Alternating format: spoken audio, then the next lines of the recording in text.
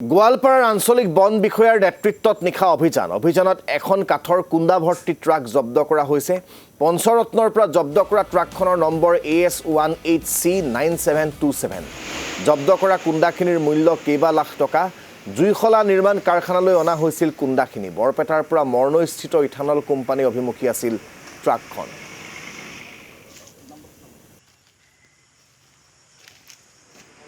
পঞ্চৰত্ন এলেকাত মানে এইটো মালটো আহিছিলে মানে ফায়াৰত মানে এখন বৃহৎ ডাঙৰ ট্ৰাকত লোড কৰি মানে বৰপেটা ৰোডৰ পৰা আনি আছিলে।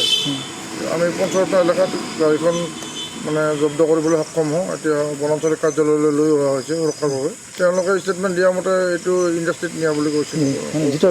ইথানেল বনায় আৰু হয় হয় ইথানেল কোম্পানী। কিমান টকাৰ মূল্য হয় এইখিনি? এইটোতো এতিয়াও জোখমা কৰা নাই বাৰু, আটক কৰিব পৰা নাই। আমি ড্ৰাইভাৰ বেলেগ লৈ আহিছোঁ পলালে। তেওঁলোকৰ কোনো এই মানে ফায়াৰটোৰ কাৰণে কোনো যাৱতীয় নথি পত্ৰ দেখুৱাব পৰা নাই। সেইকাৰণে আমি গাড়ীখন জব্দ কৰি লৈ আহিছোঁ।